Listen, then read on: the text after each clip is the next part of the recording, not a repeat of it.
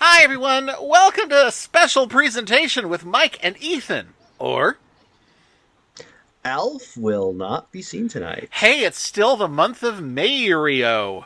And now we have come to the movies that actually made some money, unlike the last three. Which is unfortunate because the last three were all pretty decent Yeah, they were movies. watchable, honestly. Yeah. Maybe they weren't what you were looking for in a Super Mario Brothers movie, but now we have come to the Super Mario Brothers movie. Not to be confused with Super Mario Brothers the movie. So when they reboot it again, it'll probably be called like movie the Super Mario Brothers or Super. Super the Mario Brothers movie.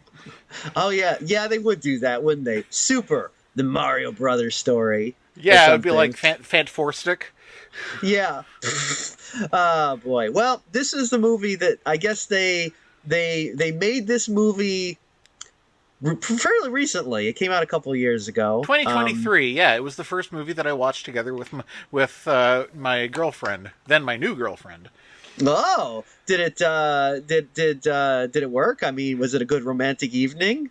Well, I mean, Did, did, we both wanted to watch it, and I think I don't believe that we were busy tearing it down afterwards, so it couldn't have been that bad. oh, okay. Well, yeah, I was gonna say, you watch with your girlfriend in the drive-in theater with like a big bucket of popcorn, and you do the yawn and stretch thing. Yeah, and then you Classic. don't realize that Bowser is sneaking up behind you. Ah! Yeah, Bowser is very sneaky in this one. He's a real sneak, that Bowser. What a Drive, sneak. and then you drive away. And when I went around the side to let her out, there on the handle was a fireball. Whoa! But who was phone? A skeleton came out. A dry bone, then dry bones come out. All right. The day of Anyway, all the blood. this was so the Mario Brothers movie. This is the first Mario Brothers movie of the modern era, and boy, is it a modern movie! It's It's so very modern. modern. It's too modern for its own good, You really. could call it thoroughly modern Mario. It's very much like, I don't know how you would really characterize this era of filmmaking that we're in right now, but this feels very of this modern era. It feels Yeah. very post the Lego movie, and Yeah, everything wants to be the Lego movie, but it's yeah, hard to be the Lego movie. yeah. And In this fact, is most of the no, other Lego movies are not the Lego movie. I mean, yeah. I was all prepped for the Lego Batman movie, and then suddenly, like, Saran and the Wicked Witch of the West are there, and I'm like, what the fuck? I thought we were going to get deep into Batman stuff, and it's just, here's the entire Warner Brothers catalog again. That's how everything is nowadays. It's always, Yes. would you like everything everywhere all at once? A little bit of everything all of the time. Yeah. This is turning It's people off from maximalism. Yeah, people want to go back to John Cage, Yeah. and his fight of Mortal Kombat, or the music where he did the music that you don't hear. Anyway, but or Philip Cage, I forget what Cage that was. Who Yeah, I was going to cares? say, yeah, Johnny Cage from Mortal Kombat, that's right. Oh, Philip Glass, Philip Glass, yeah. Is that him? Who does the music where you don't hear music? It's You like mean there's no like music. 433? I Yeah, forget that who guy. made that one, yeah. Yeah, that's Philip Glass or Philip Cage. Philip Gage. Yeah, Gauge I the don't know. glass. Who knows? Philip Glass is the guy who does that kind of I don't know how you describe it, music that plays over that one Sesame Street segment they showed all the time with circles dividing themselves into all these different colors, and the music Mm. going. Oh, yeah, I You knew remember the one I that. meant as soon as I started making the noises. Yeah, wow. That was a very Faith and John Hubley feel for It those. was. Uh, Now, Philip Glass, you might know him as the man who invented optimism, because he's all like, the glass is always all the way full, because Philip that glass. Wacka, wacka, wacka. Oh, all right. Anyway, why are we talking about Philip Glass? Because he's not in the Mario movie. There is a lot of music. There's a really good soundtrack to this movie. And when I say a really good soundtrack, I mean music that would specifically appeal to me, a middle-aged man.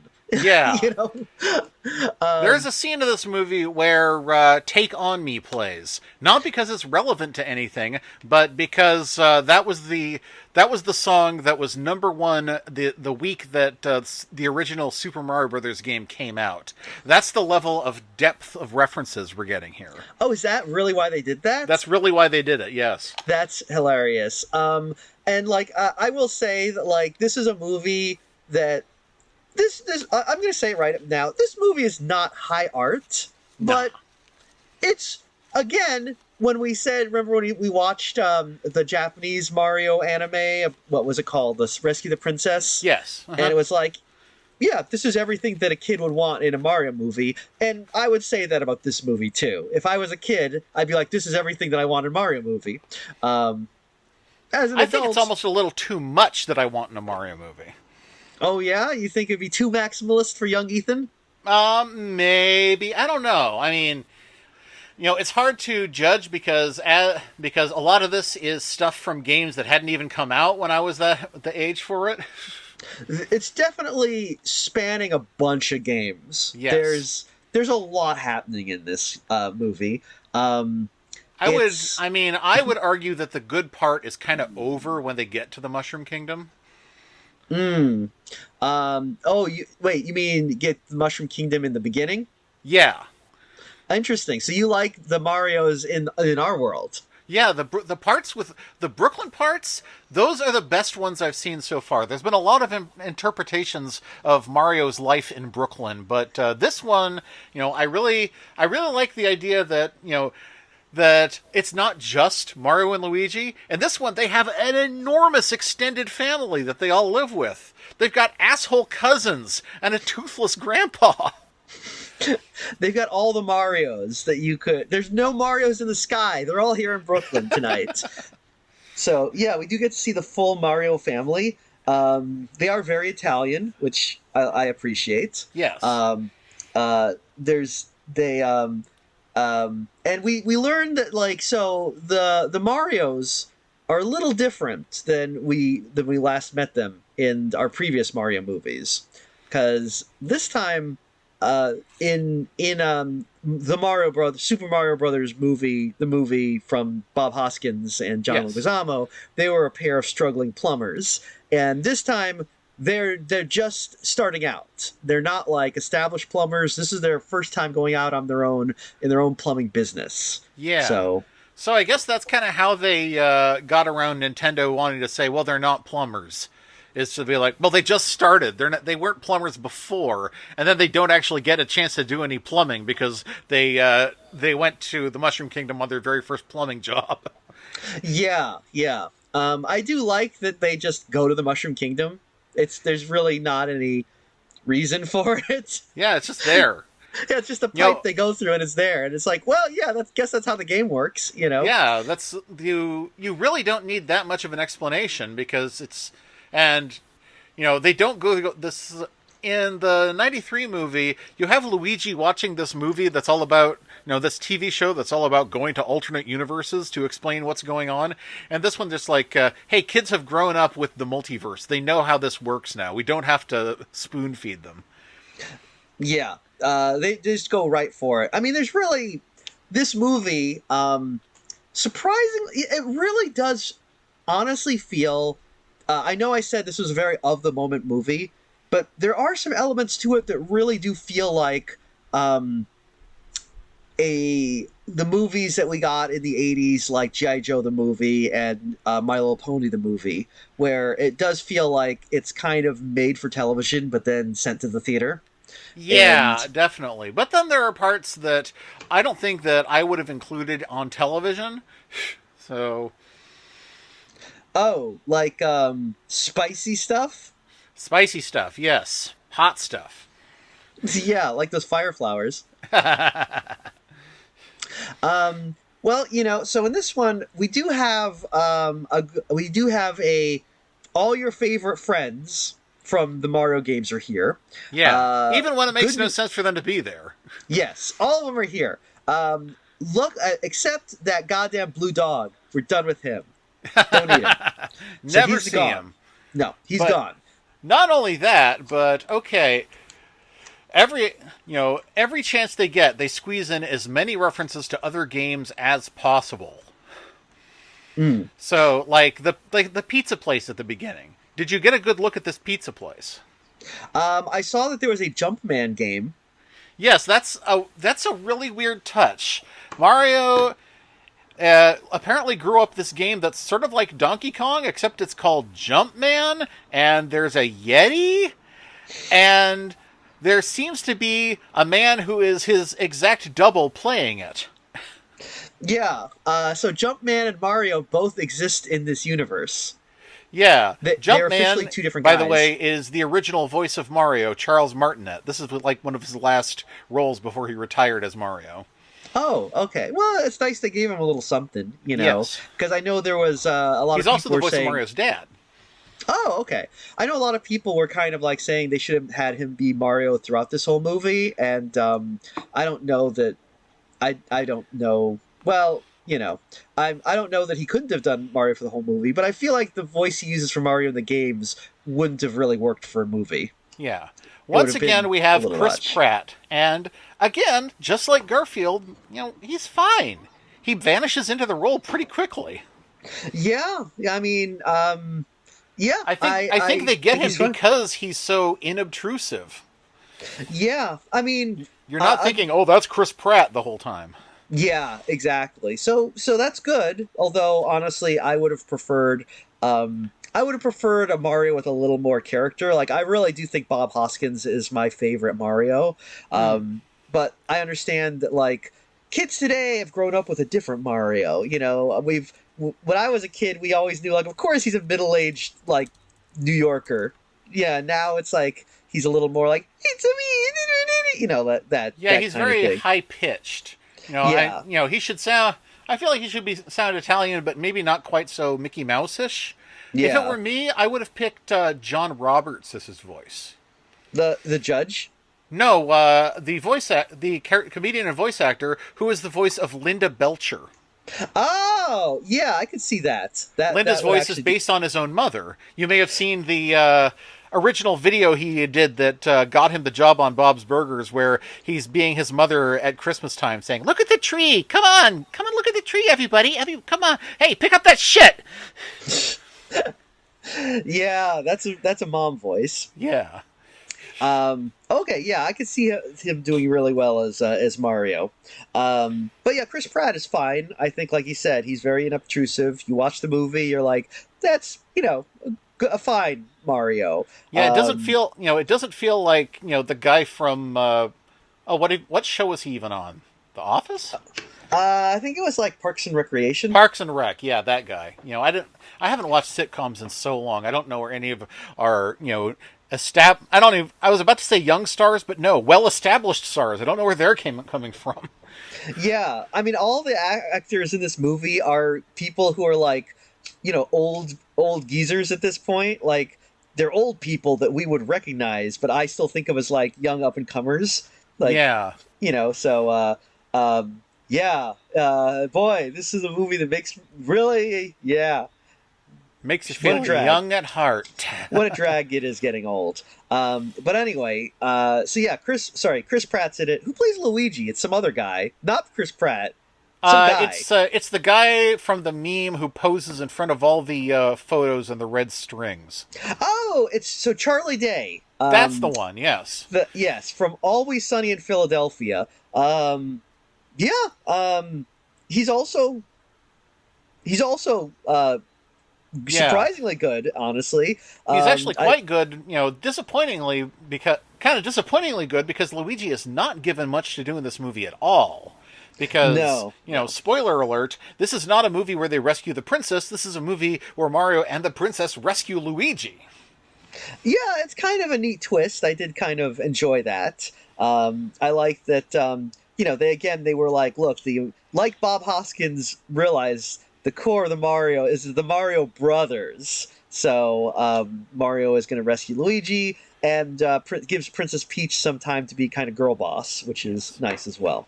One thing I really appreciate about this movie is how sincere Mario and Luigi's relationship is, because that is when they actually dive into that in the games, it's always so good. I Yeah. don't know if you know about the Mario and Luigi series. Not really. No. It's RPGs where you, in fact, play as both Mario and Luigi at the same time, and you have one button to make either of them jump, so you have to sort of coordinate them. And there are parts where they get separated, and when they get reunited, they always run to each other and hug, and it just charms me so much that they have such a close relationship as adult brothers. Well, that's nice. That's Yeah. nice. I mean, I think that is kind of what makes the Mario Brothers, what it makes them work. Yes. Is they have it's like the Olive Garden. They're family, Yep. and they're fake Italian too. So, but like so Charlie Day is surprising because like I always think of him as the guy from Always Sunny who's kind of like, kind of screeching over the top. I can see why he'd do very good as voicing kind of a funny coward, but he does melt into the role more than I would have expected. He isn't so distinctive that I was like, wait a minute, there's Charlie Day, which I am surprised about. So good for him. Then we have Princess Peach is in this too. She is Peach, right? She's not Daisy or she's Toadstool. not Toadstool in this one, yeah. Okay, so she is... I think we might briefly see Daisy in the next movie, but, I haven't seen it yet, so... Right. So we see Princess Peach. She's in her princess outfit. We also get to see her in her Speed Racer outfit, because there's a lot of kart racing in this movie. Yeah. Again, there's multiple games packed into this one movie. Yeah, because they're right now. So right off the bat, you know that Super Mario Brothers is in it, and Mario Kart is in it, and of course, in the opening when they're at the pizza place, you can see all this boxing memorabilia because it's the Punch Out Pizzeria. Oh, I missed that. I did see when the Mario Brothers.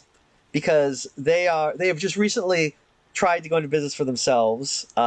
They've left their former boss Spike, I think. Yes. And when they try to get a job when they hear that there is like a major plumbing emergency downtown. They see it on the news, and the mayor of New York is that Pauline? Yeah, that's Pauline, who was the original character kidnapped by Donkey Kong.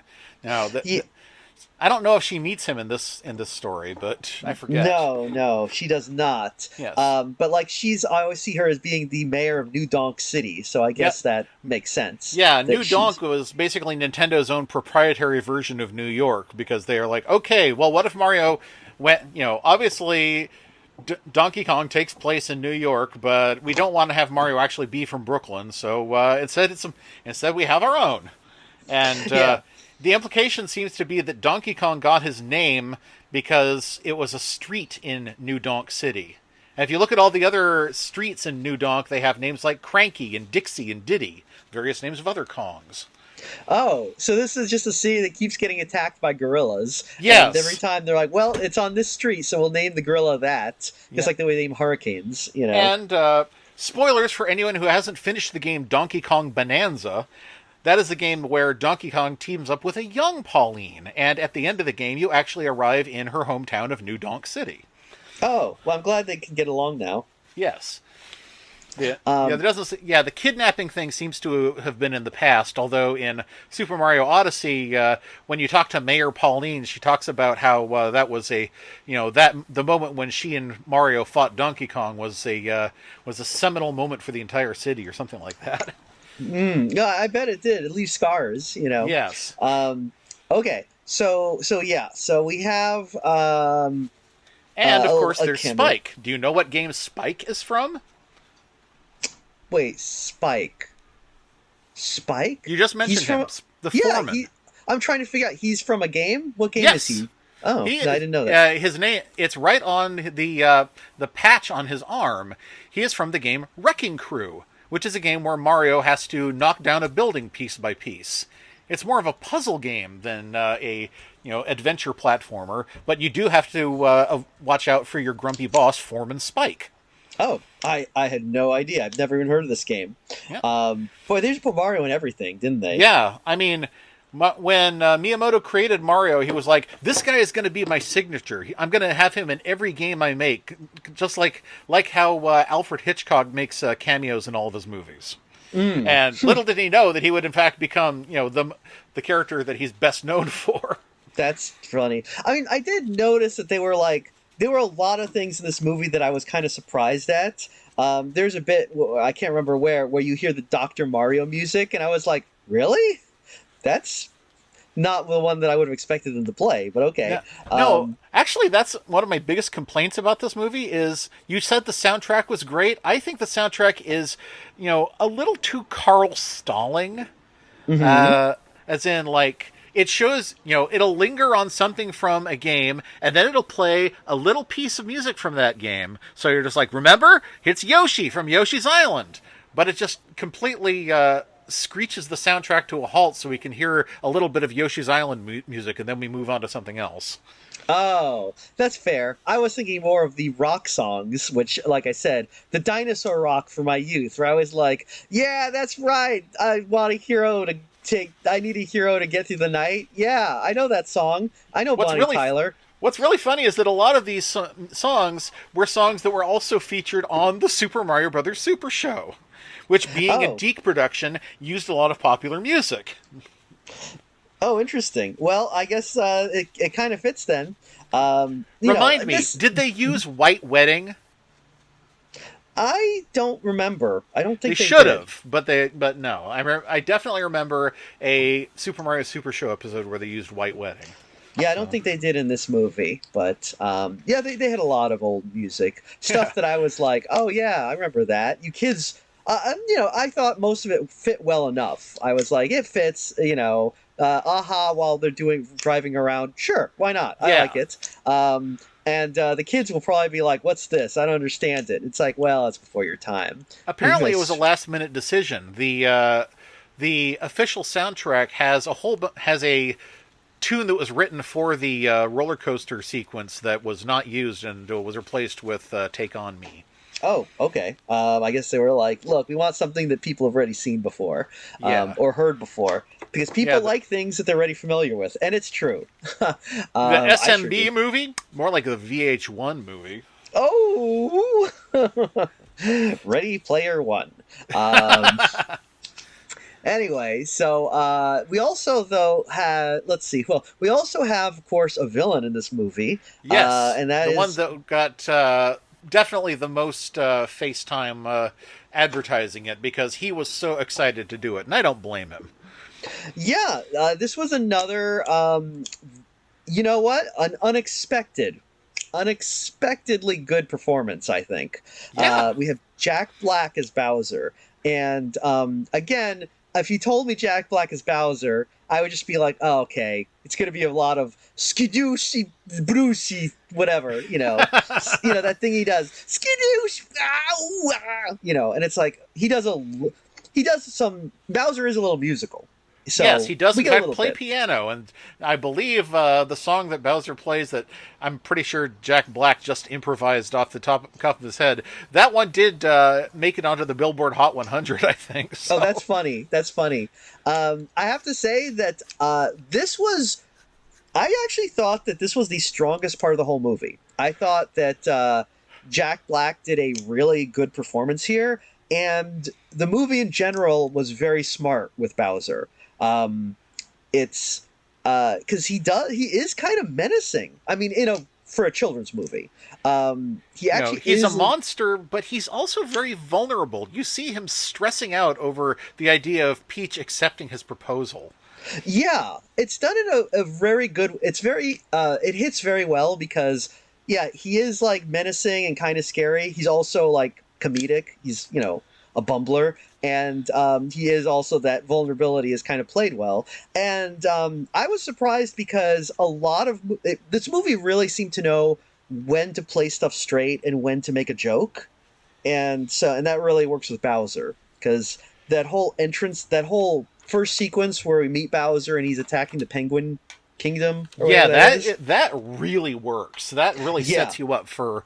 I would almost say that sets you up for a better movie than the one we get. But Yeah, at the same like I time, actually it's thought still like in a that I great was opening. expecting like any moment Bowser's gonna come out of the.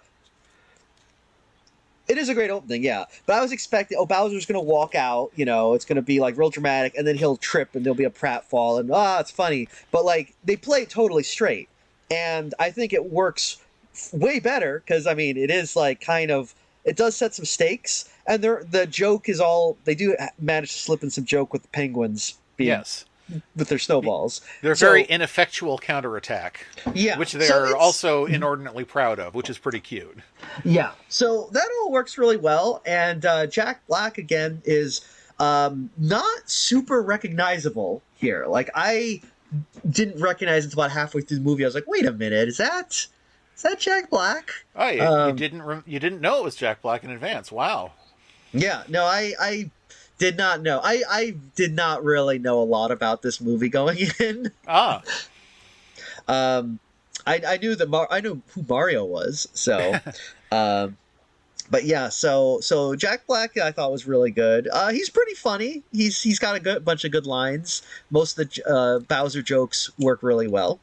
But I think I would have to say though the most valuable player is definitely Kamek. oh yes, Kevin Michael Richardson. Can you Oh, believe it's Kevin Michael Richardson? from Kids in the Hall.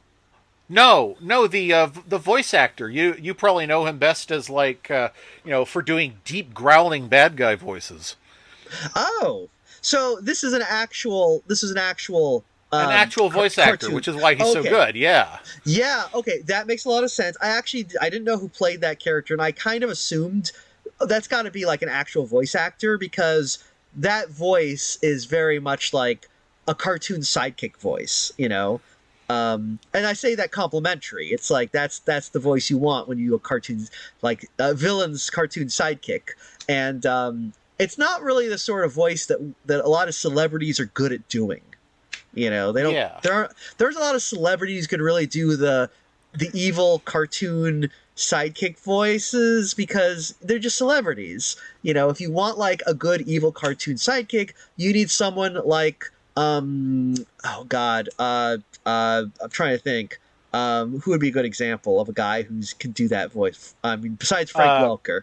How a cartoon sidekick voice? Yeah, Well, you just like mentioned from Kids in the Hall. How about Kevin McDonald? That would be a good one. oh yeah, he would be good at it. But I'm trying to think of like an actual like like a voice actor. A voice actor. I don't know. I would say just off the top. I mean, not like I'm not even going to mention Frank Welker because obviously Frank Welker, but someone like like a Tom Peter Kenny, Lorre maybe? stock. I don't know. Tom Kenny, yeah, he would do. John Stalker. Oh yeah, who- John Stalker, Toad himself. Absolutely. yeah. Does he play Toad? He was Toad in the Super Mario Super Show. Oh, geez, I did not know that, but he does. I'm mostly familiar with him as Ankylo from Dinosaurs and Beastly from the Care Bears. But so he's got a real good, just like Yep. like obsequious, annoying sidekick voice. Yeah, he was one of the worst cartoon characters of all time. Oogtar from Super Mario World. Oh, really? Yeah. What's his deal?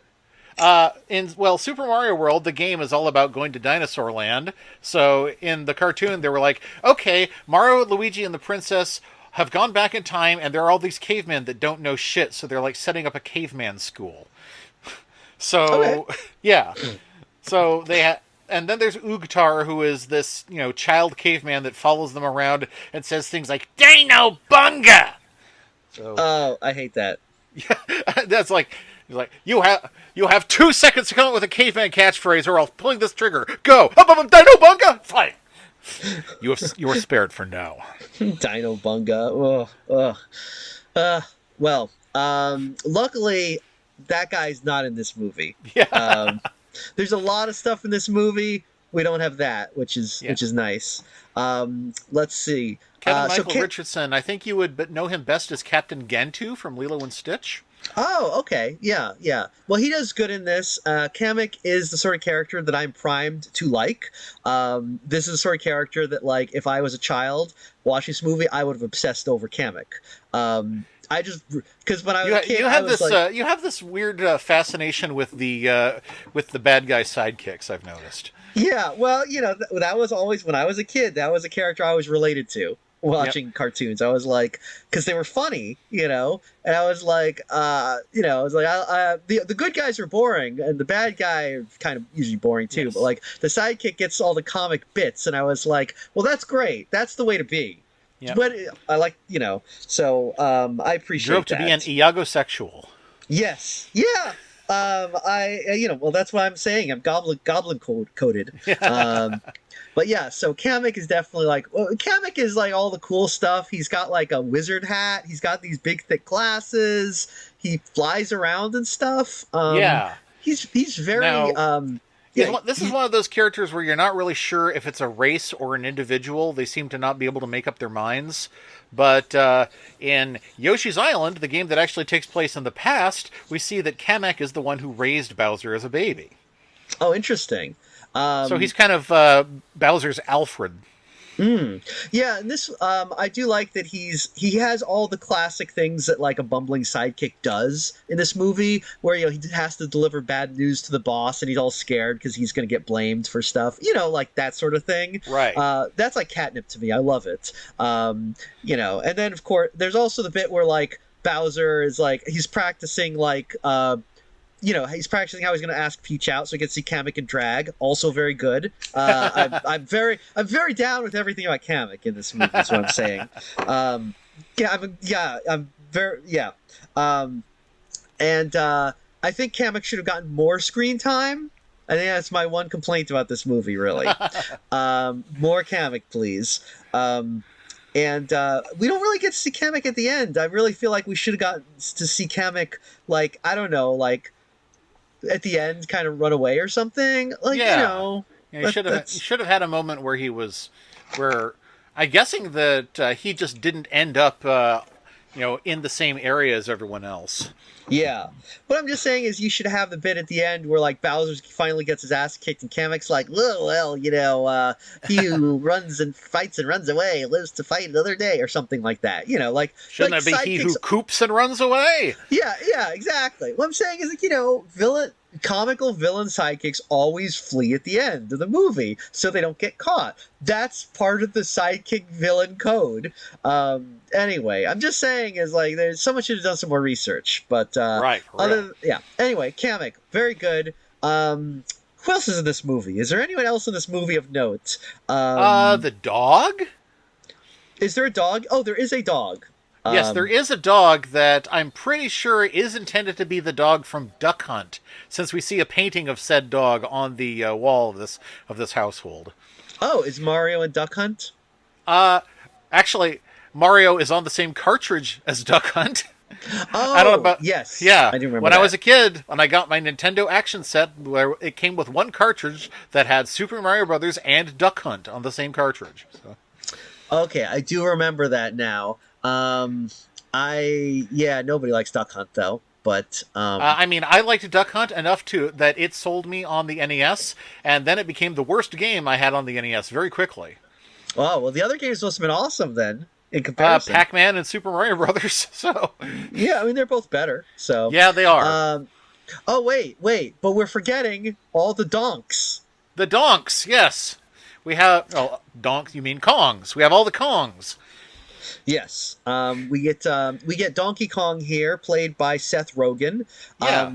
Probably I don't the think most. he vanishes into the role as much as everyone else does. No, he is distinctive. Like I picked him out pretty quickly. I was like, oh, that's got to be Seth Rogen. He's not bad. I mean, he kind of fits for this interpretation of Donkey Kong, who feels a Yeah. lot like Simon Belmont in Captain N, like that kind of Yeah, character. he's real egomaniac who's the kind of guy who will kiss his own biceps, and also he has a huge rivalry with Mario, which kind of sort of crests over into friendship or at least a grudging respect. Yeah, it's one of those. It's kind of one of those movies where you've seen this happen in movies. You know the contours of the story. When Donkey Kong is introduced, we kind of know where this is going to go. It's going to be a team of rivals becoming friends type situation. It's a little odd because Donkey Kong is introduced a little late in the movie for that, and Yeah, there's a very long fight sequence before. yeah. So Donkey Kong is the opening of the fun and games segment, so to speak. yeah, yeah. Is that from what Fun and Games from? Is that from Save the Cat or? Yeah, Save the Cat. Yeah, Save the Cat would describe the segments where the princess is training Mario, and then the part where Mario fights Donkey Kong, and then the kart racing segment. That would all be lumped under fun and games. That is where the movie gives you the promise of the premise, which is what you came to see: Mario adventures, Mario stuff happening on the screen. Gotcha. Yeah, yeah, yeah.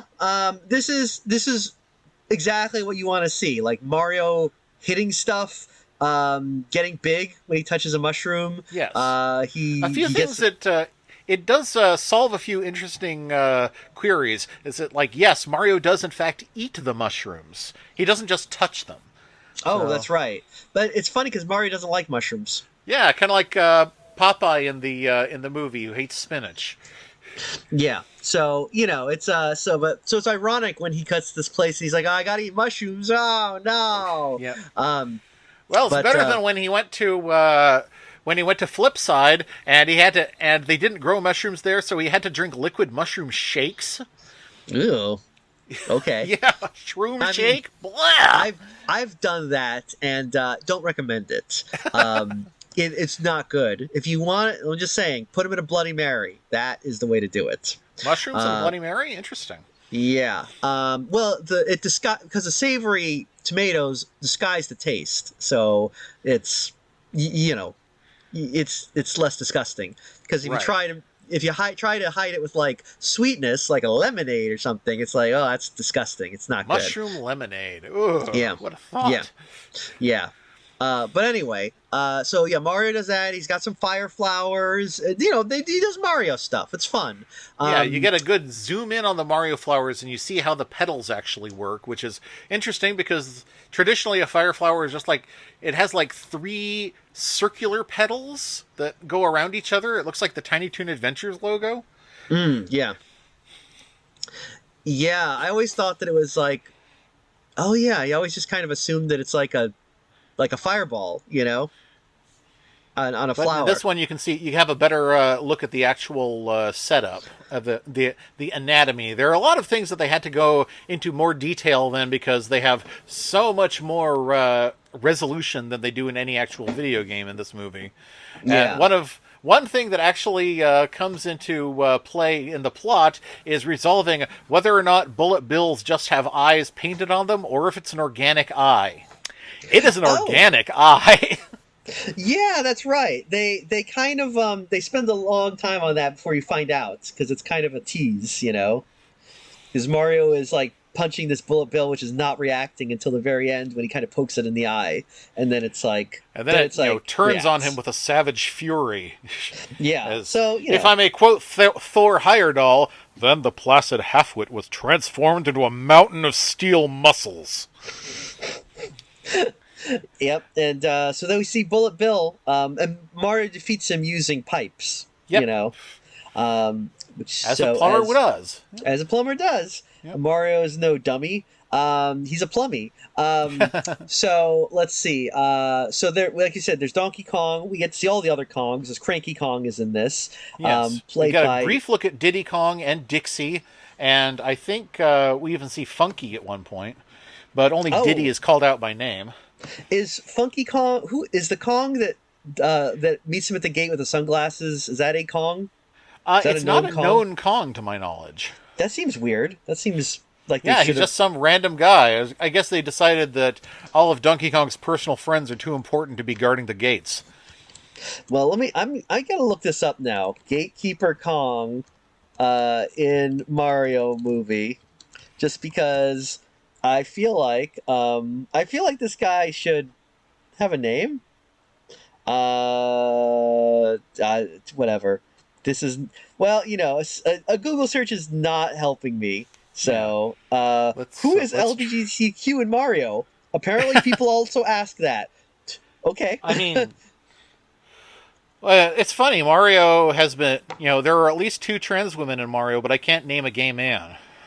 It's true. Wait, I know one is Birdo, right? Yes, Birdo and also Vivian from Paper Mario: The Thousand Year Door. Oh, okay. Yeah, I forgot about that. Well, and yeah, and I guess And both of them have kissed Mario, so Mario's been getting it from two, hot trans baddies in the Mushroom Kingdom. What have you done lately? well, I've been asking, as a friend of the podcast, Bausnonk would be asking right now, where's Birdo? Because we don't get any Birdo in this movie. Well, they heard you. She's in the next one. Oh, good, good.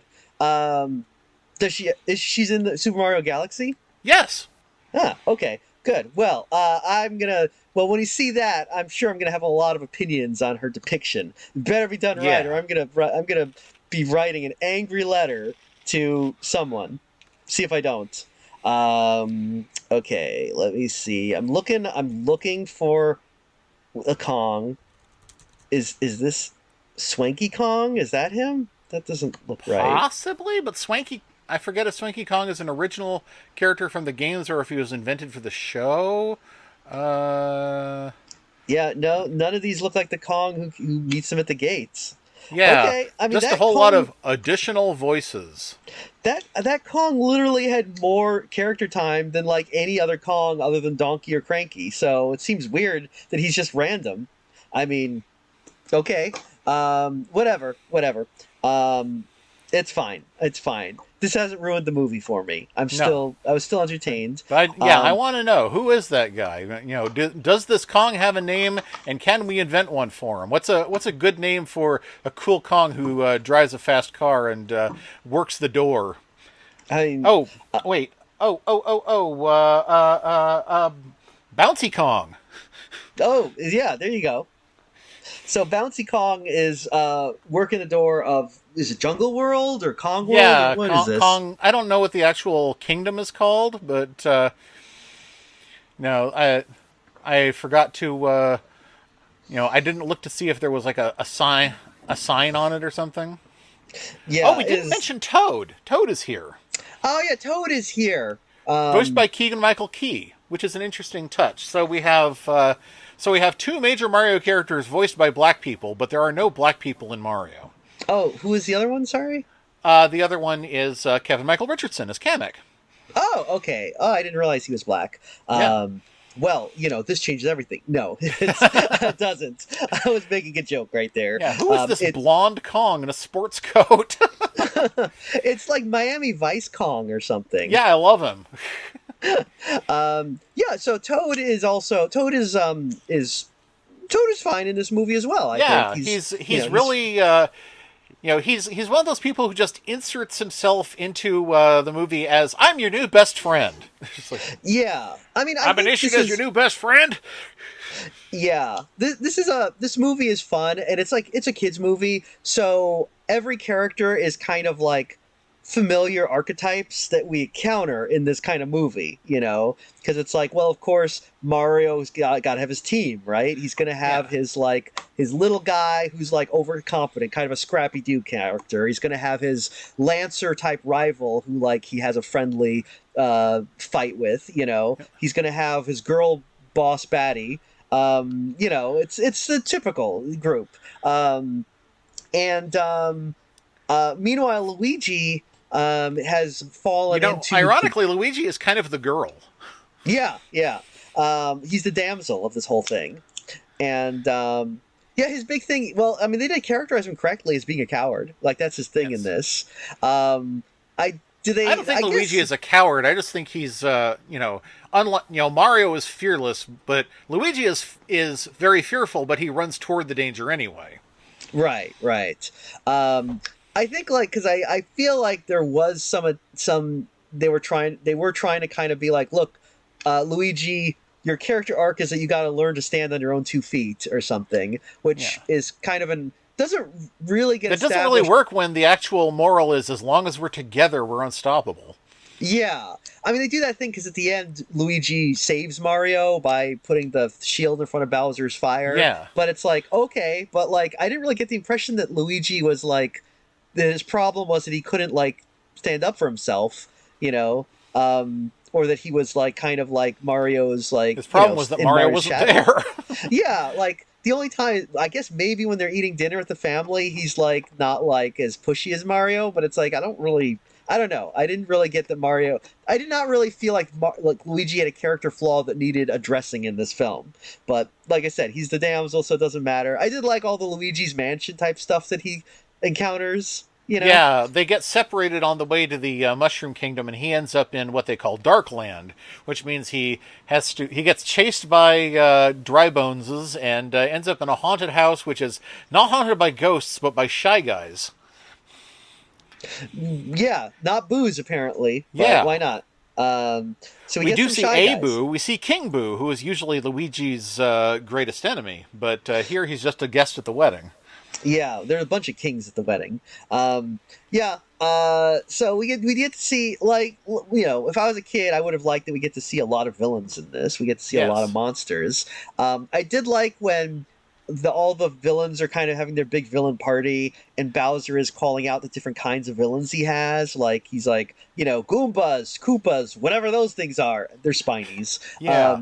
But and everyone felt bad for the Spinies, so actually that got rewritten for the Japanese version, where he just says, Goobas, Koopas, and the rest. Oh, that's funny. People like felt bad for the Spinies. Yeah. They're like, he should know who those are.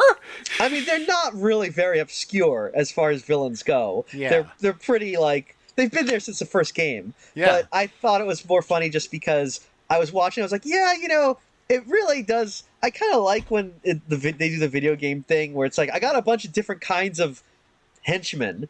It made me think of like Yellow Submarine, and why that was never made into a video game, but that's tailor made for it. The Blue Meanies aren't just Blue Meanies; they got like 8 different kinds of henchmen. You know, they got the Snapping Turks, which kind of problematic. They got what the fuck are those? Yeah, I mean they got those guys who are like that are like gangster type guys, but their shoes open up and hands with guns come out. They've got the clowns that make things blow up when you tap their noses. They've got those really tall guys who just drop apples on you. That really does feel like a video game instruction manual made into a movie. Yeah. I mean, then they've got like some really weird ones, like guys who just have alligators for hands. And what else do they have? They have there's that hand, the giant hand thing. The giant hand. A glove. But yeah, then they've got like those weird dogs, you know? And that vacuum monster. The vacuum monster. And these big fat like cats that wear like Hamburglar masks, a couple of those guys. And then there's regular Blue Meanies, you know, who seem to be kind of the I don't know how they rank these guys in Yellow Submarine, but they got a lot of weird freaks, you know, who are just kind of you know. But yeah, very video game coded. Anyway, so I like that when I did this in the Mario movie. Yeah, Bowser is, you know, he's celebrating his capture of the penguins, and he, you know, addresses all of his minions and does that kind of thing. You know, my dear Bagginses and Buffins, Tooks and Brandybucks kind of thing. Oh yeah. So I really dug that. We got to see a lot of bad guys. I like that one Koopa with one eye. Yeah, that's a nice touch there, and we get to see. We also get a good look at this character who seems to kind of be one of Bowser's real elites. Who this is one of the things that I would never have expected to see in a TV show. He does a suicide run. Oh, did I miss that? Or okay. Wait, so partway through the movie, once Mario and Peach have the help of the Kongs and their army of kart racers, they're all taking this this secret path, the Rainbow Road to the Mushroom Kingdom, only to find that Bowser has cut them off. So there's a big fight on wheels, and Mario does manage to get the best of this one particular paratrooper who is leading the charge and gets. He has this gigantic bulldozer-like car that Mario ends up destroying, but then he suddenly stands up out of the wreckage and screams, "Blue Shell!" Which, as everyone who's ever played Mario Kart knows, is a weapon that comes down on whoever's first and causes a huge explosion. And we don't see this guy again, so it never occurred to me that a blue shell was manned. A blue shell is a kamikaze weapon. Oh, geez. Yeah. I mean, we do get some, we get some deaths in this movie. Yeah. You know, we get to see like a Bullet Bill die. We get to see King Bomb or whatever his name, King Babam. Yeah, he's panicking for a minute, and then he sort of makes his peace with it. That's a good moment. Also, we see Bowser torch one Troopa and turn him into a Dry Bones. Oh, that's right. So we know where they come from.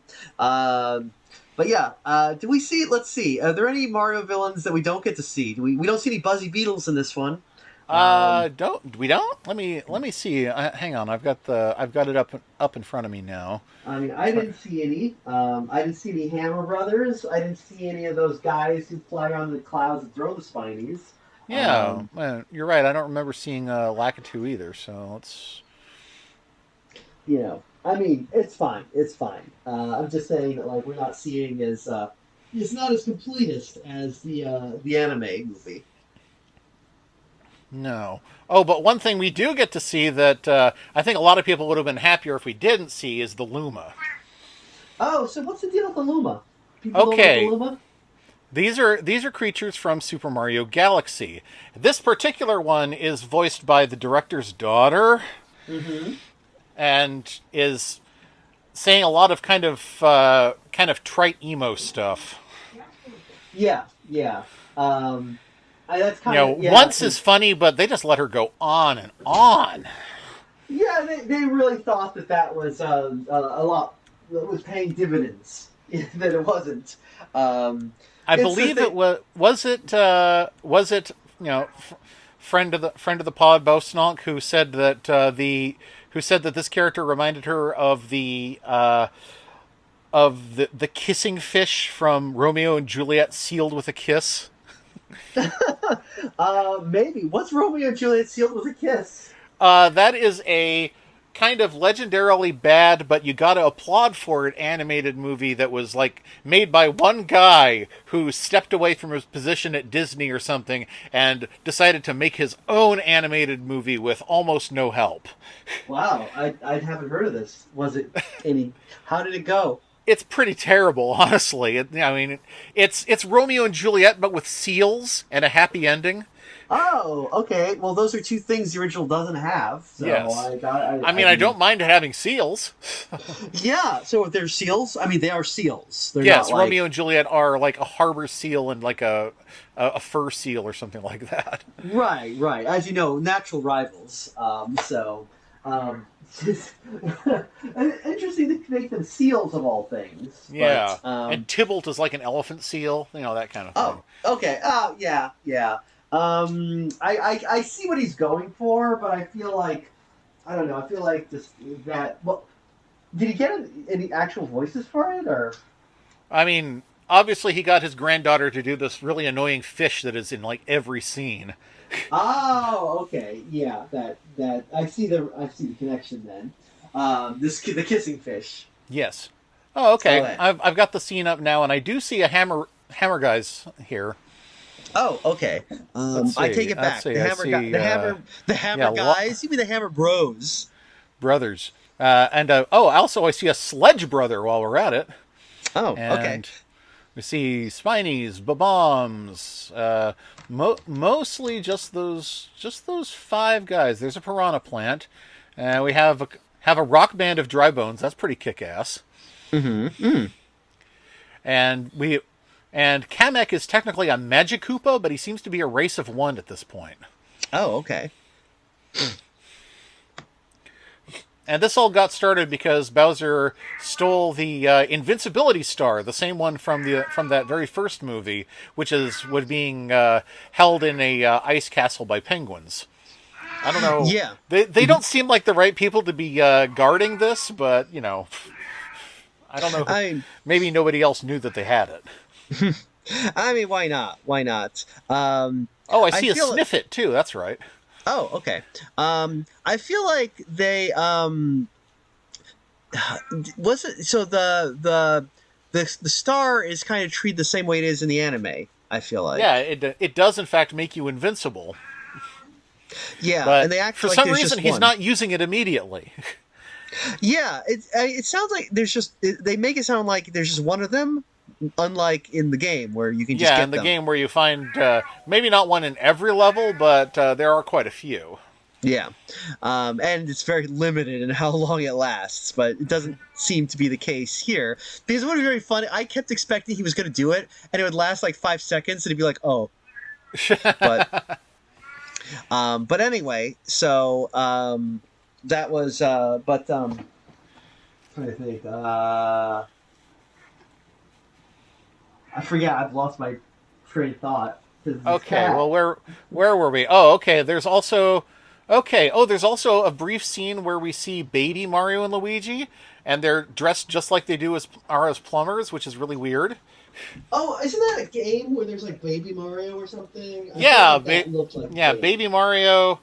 Okay, yeah, that's the plot of Yoshi's Island. Is that this place takes place long before any of the other games, and it's about how Kamek was the one who discovered that two babies that were just about to be born were going to be big trouble for the Koopa family in the future. So he intercepted their stork and kidnapped one. So the other one fell onto Yoshi's Island, where Yoshi decided. Actually, not one Yoshi. All of the Yoshis, working in tandem, helped to relay him back to his brother. So who are these two brothers who are going to be big problems? Well, there was one in a red hat and one in a green hat. So I don't know. Maybe it's those. Maybe I don't know who these guys are. So that implies Mario has been to the Mushroom Kingdom prior to the events of Super Mario Brothers. Yeah, they don't really get into that here. Although, actually, what's funny is that later there is a sequel to Yoshi's Island where it comes to the very last scene of the game where it ends, and the new parents find their babies on the doorstep and hold them up in triumph. And the next game follows up right there, and they're like, "Hey, these aren't our babies." So we don't end up seeing where baby Mario and Luigi were actually born. So it's well, it could have been Brooklyn. We don't know. could have been. Well, it's not Italy apparently. Yeah, we don't see any Yoshi in this movie. That's You see a very brief shot of some Yoshis charging, and then we don't follow up on that. Yeah, it's not like the Super Mario Brothers movie with Bob Hoskins where Yoshi was like the new hotness. So we had to have Yoshi in there. However, if you wait past the end credits, you do see a teaser scene where there's a Yoshi egg in the middle of the New York City sewers. Oh, I guess I didn't watch that far.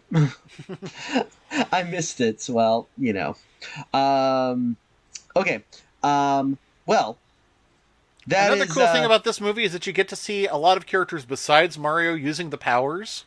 You get to see the princess grab a flower and become Fire Peach. Yeah, that was pretty cool. I like that. Yeah. And a lot of people really liked that even Donkey Kong gets to throw fireballs in this. Yeah, I mean, it's fun, It's the sort of thing that if I were a kid, I'd be pretty jazzed about seeing. Yes. All in all, I would say my biggest issue with this movie is that it's for people who have played the games and no one else. There's definitely a lot of stuff like when they're like, "Our prince is in another castle." It's like, get it? I get it. I know that. Yeah, they do waste a lot of time with the.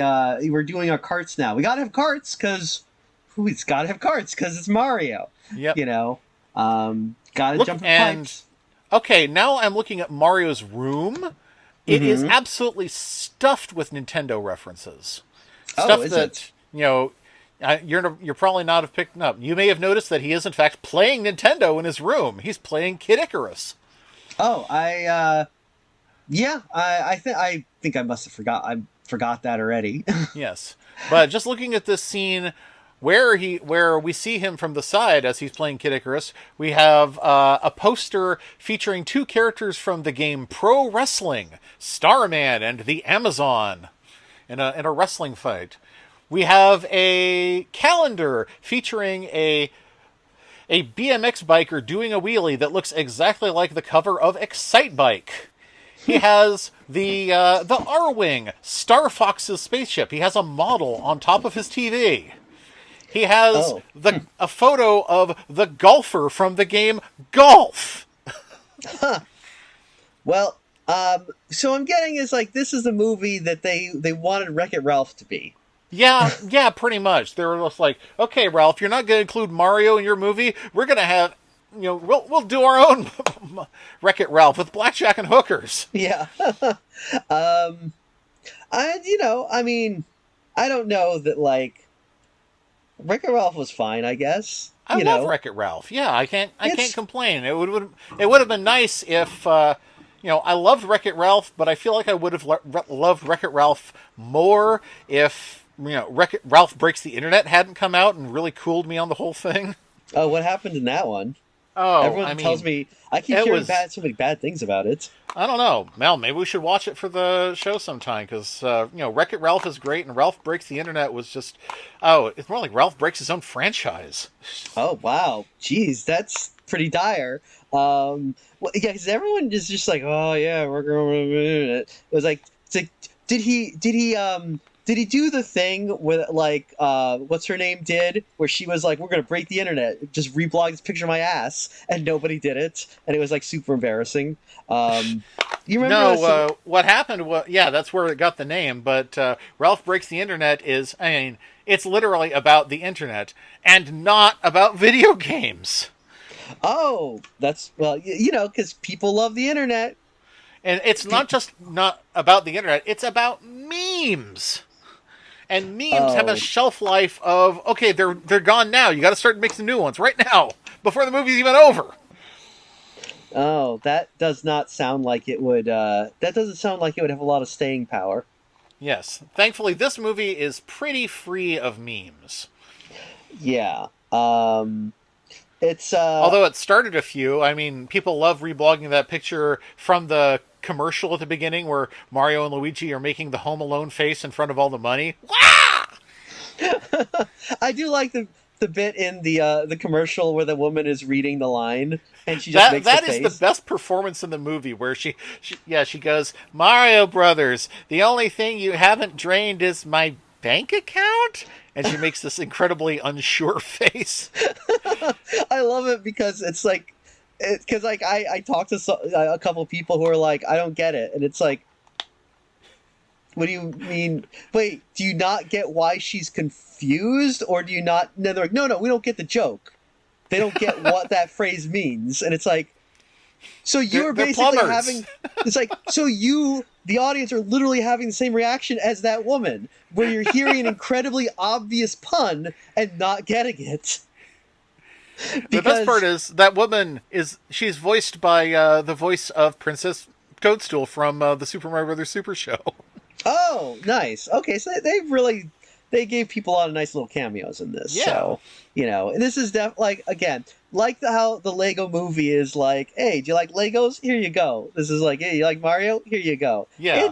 Yeah, you're right. It's like, this is the Super Mario Brothers movie in the same way the Lego movie is is the Lego movie. Yeah. We just dumped everything from Super Mario Brothers onto the screen. It's all here. Eat up. Yeah, and I'm sure the kids loved it because there's a sequel out now. Yep. And I'll say this: I enjoyed it. I thought it was a fun time. I got no complaints. This movie. I'm sounding like a hater for a lot of this, but it's just sort of like, since we've watched all the Mario movies that came up to this one, we've gotten a good idea of the range you can have with the story that can be told here. And this one, it feels like it's much more spectacle than any previous one. Yeah. Yeah. It's good for the kids. It's fun. It's a trifle, but it's fun. And yes. It's a trifle. It's fun. It has human sacrifice. Oh, wait, what happens with that?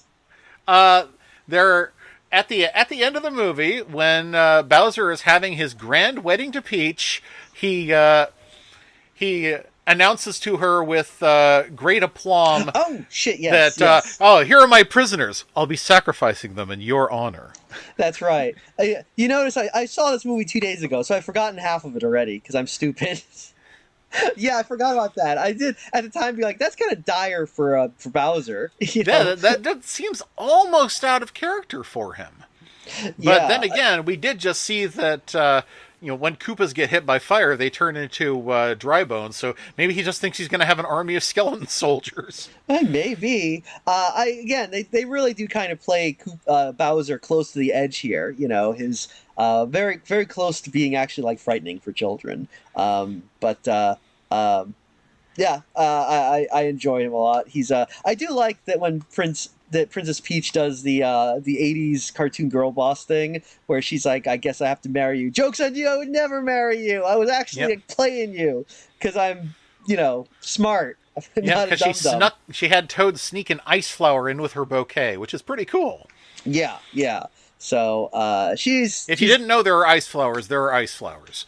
Oh, yeah. Is that a thing in Mario? Yeah, that was in the new Super Mario series. They're just like the fireballs, except they turn the enemies into blocks that you can push along and smash other enemies out of the way with. So they're handy. Useful. Yes. Well, anyway, I thought this was so. Yeah, I had fun. I say if you like Mario, hey, check it out. Why not? Yeah.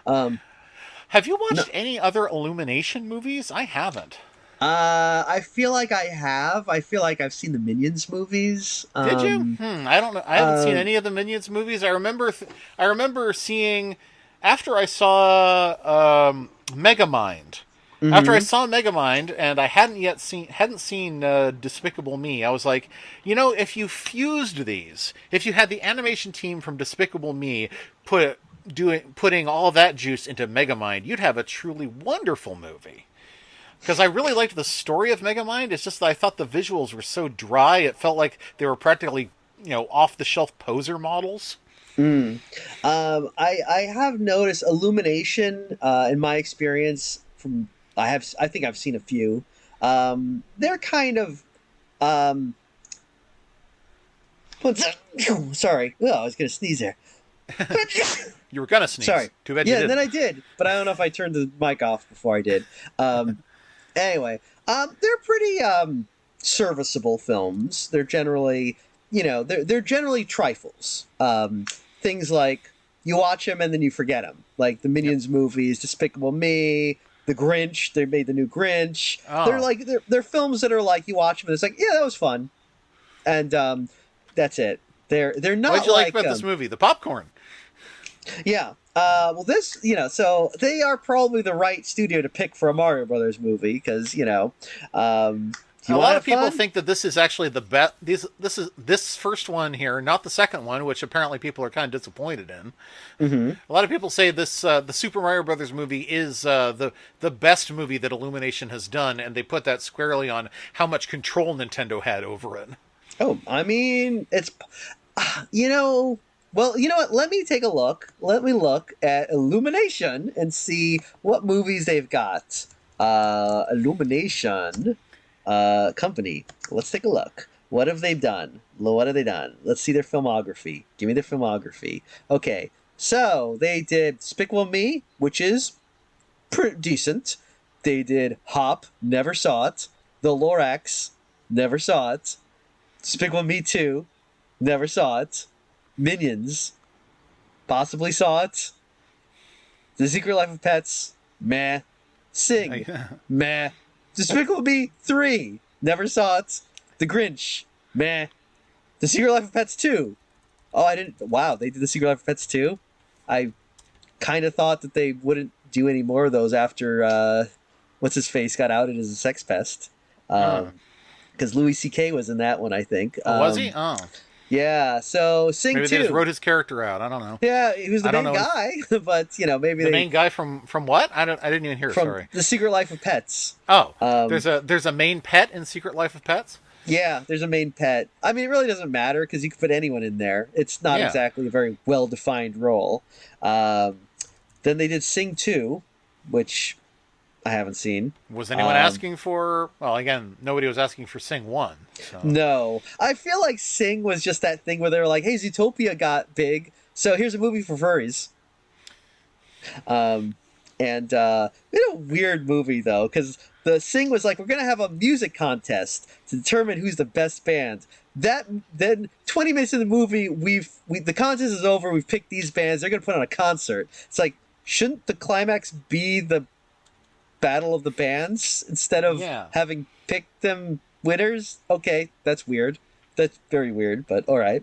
I guess they did. I don't know what they did in Sing 2, but then they did They did Super Mario Brothers movie, which, okay, yeah, I'd say so far it's the best of the ones I've seen. Migration, which is about ducks apparently. Huh. Then Despicable Me 4. Boy, Despicable Me 4. Really milking this. Super Mario Brothers Galaxy movie. Then Minions and Monsters. Boy, they really they know where their bread is buttered. Big Tree. Big Tree? To be announced. Big Tree. Big Tree. Big Tree. Then The Secret Life of Pets 3. Oh my god. Then Sing 3. Then Untitled Barbie movie. How many movies do they make in a year? My god. Yeah, wow. Actually, I'm really surprised they gave Barbie to this studio. Barbie? Okay. Then Untitled Pharrell Williams movie. I mean, you should. Are they going to do like a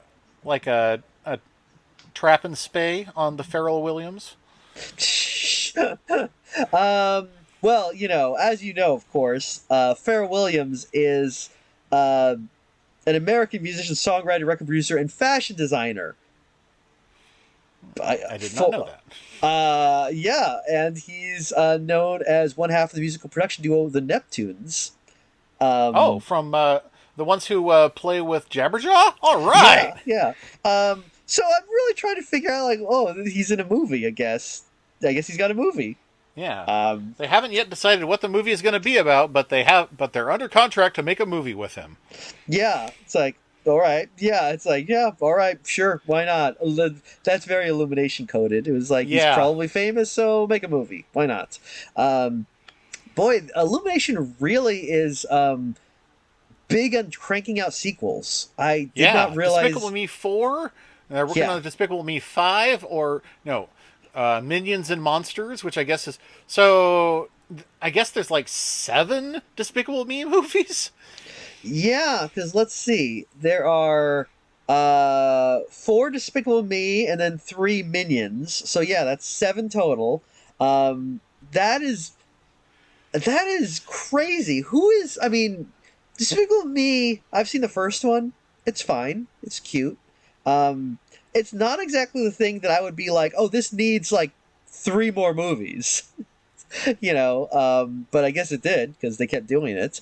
Boy, they're really getting a lot of mileage out of this whole thing. I don't know who's asking for this, but someone must be because they're still making them. I don't even know the plot. It's about a mad scientist, right? Yeah, no, he's a supervillain. Oh. It's a supervillain who ends up adopting some children. So, it's fine. It's cute, Yeah. It's one of those things where you're just like, how do kids have any frame of reference for this? I mean, does a 4-year-old know what supervillains are? Do they? Yeah, that's a good point. But then again, you know, I was just reading this. Somebody said that they talked to Joel Hodgson about Mystery Science Theater, and they said, "My kids love Mystery Science Theater, and I don't really understand why. It's full of references to stuff from the 70s and 60s that they have no frame of reference for." And Joel said, "Well, they're kids. Their entire life is like that." Yeah, that's a good point. Like I remember watching, Mystery Science Theater as a kid and not getting like half the references, but when they make one that you do happen to get, like you feel really, it feels you get that serotonin blast. Yeah, it really does work. That it's the most addictive thing about Mystery Science Theater. Is like, I get that. Oh my god, we're touching hands across the universe. Me and Tom Servo. Yeah, because I remember watching it and like one of those Hercules movies, and they just say like "Tales of the Golden Hind." I'm Bob Hind, and I was like, holy shit, I know that one. But yeah, so yeah, kids, everything is weird to them. But Yeah. I mean, I was just recently feeling like I was just so mad at my first grade class and how we had to sing a selection from "This Land Is Your Land" every morning. I came in late. I did not get like a paper or anything. I just had to sort of mouth along and listen and try and figure out what the words were for weeks. wait, were you coming in late every day? No, I mean like I was like a week late for whatever reason. I don't know why. Oh, okay. And they were just singing this song every morning? Yeah, and they were just like, "Well, come on, fellow." I was like, "I don't know." Ba ba ba ba ba ba ba ba ba ba. You should have been like, I refuse to sing the song of the colonizer. What better way to start my reign of communist oppression than a statue dedicated to that capitalist thug Woody Guthrie? Oh, wait, was that a Woody Guthrie song? That was a Woody Guthrie song. Oh, well, maybe it had different meaning than I was thought. Yeah. No, I'm mostly familiar with the Jib Jab version. Similarly, and then in second grade, I just show up and everyone already knows all the lyrics to Mrs. Murphy's Chowder. What? This song is insane. I've never even heard of that one. Oh God, it's a song about this absurd soup that Mrs. Murphy used to make and all the weird shit that goes into it. It had ice cream, cold cream, benzene, gasoline, soup beans, string beans floating all around, sponge cake, beefsteak, mistake, stomach ache, cowbells, doorbells, making you to dine. I don't even have the breath for it. Wow, well, you seem to have remembered most of it now. Well, I should. I was in that class the next year too, so I got to memorize it over the course of 2 years. They held you back for that one song. Well, no, she went from a second grade teacher to a third grade teacher. So. Oh, she really liked that song, though. Man, well, that reminds me when I do remember when I was in like elementary school and we had to learn Senor Don Gato was a cat. Which I remember for some reason I was really unclear on that one, like what was going on in it, and just being very confused. Probably because I was like, "Wait, there's a cat in this song. Is it a snail or a bat now? What's going on?" And yet that's one of the only songs I still remember from elementary school. It's not even a real Spanish song. But yeah. Well, I did learn La Cucaracha, but they included the word limonada instead of marijuana. Wow, yeah, can't believe that's because of woke. They don't even let you sing about marijuana in the songs anymore with the cockroaches. Oh boy. Anyway, so I guess we can look forward to. Well, I guess I would say from having looked through the catalog of Illumination movies. Yeah, I think this might be the best Illumination movie that I've seen. Yeah, I mean, I really appreciate how, clearly it was made by big Nintendo fans. How could you not be if you were going to grow up to make computer animated movies, I guess? Yeah. Well, that's good, because I really feel like this is a movie where it's like, look, there's a lot riding on it. People have a lot of feelings for Mario. Give it to someone who is going to give them what they want. This movie panders, but you know what? That's what you want in a movie like this. I'm not going to complain. I'm not going to yuck anyone's yum. Have a good time. But as always, I'm just going to say, where's Birdo? We'll see Birdo soon, I promise. All right, one more challenge for you. Yes. It's been 30 years between the last two Mario movies, 1993, 2023. So, what do you think would have happened if they'd made a Mario movie in between then? What if they had made a Mario movie in 2003? Oh, well, it would be Mario Fights the War on Terror. Yeah, exactly, because it would have taken place in New York and there would have been a whole lot of these colors don't run going on. I just, and so, one of the things that people might not recall because time has moved on, right? We're no longer in the post 9/11 world. Well, we are, but not like Yes. immediate. Nobody remembers We're 9/11. in the pre-whatever supplants 9/11 world, that's for Yeah, sure. yeah. We're in this world where now today's children just know 9/11 as the way that we would know the Vietnam War. It's My favorite thing was a kid who heard about what 9/11 was like, and she was like, "That's it?" oh, my sweet summer child.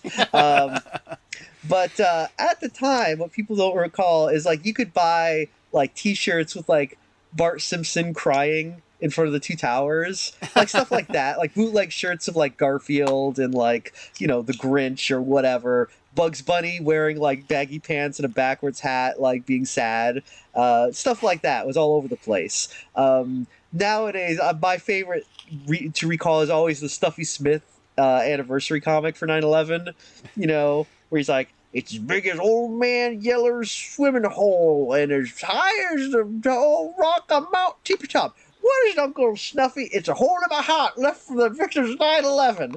And I love that. It's just like, that was how we commemorated 9/11. All of our ridiculous cartoon characters were like shedding tears. Yeah. And My favorite is still the Beetle Bailey one, where literally every single person at Camp Swampy is shedding a tear for 9/11. beautiful, beautiful. So what I'm wondering is, there must have been a lot of bootleg Mario stuff where Mario is like shedding a tear for 9/11, right? I I mean, don't know. Wasn't there like a bootleg Sonic the Hedgehog shirt where he's like dressed like Harry Potter and it says Osama or something like that? that sounds right. That sounds correct to me. That was another thing that people liked doing back then, was that kind of like racism. It was very popular. It's that sort of, but it's also just sort of piling everything together and trying to, win people. It's the T-shirt equivalent of trying to uh, trolling for missed clicks with the algorithm.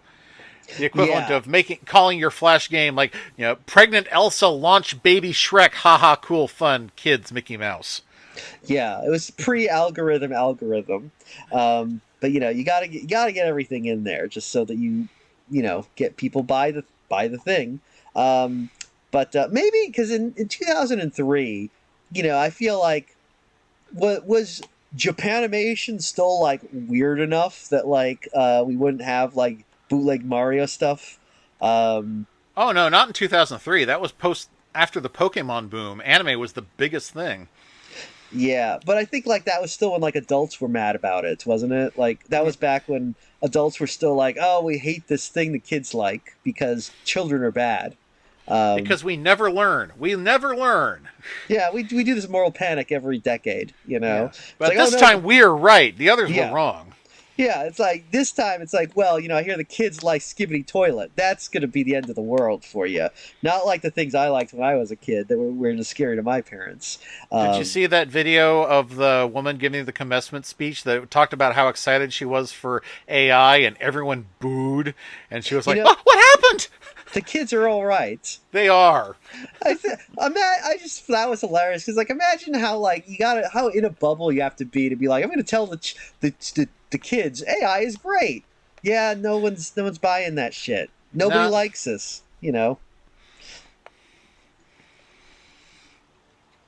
But yeah, Honestly, anyway. I mean, that's one thing. That's one thing I got to give credit to the Super Mario Brothers movie for. It is absolutely the creation of human minds.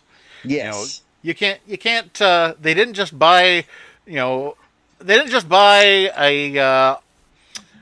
a voice, a synthesizer to do it. There's like I don't know, that TikTok voice for Bowser is like, I'm sacrificing them in your honor. That would Yeah, be that would be really weird.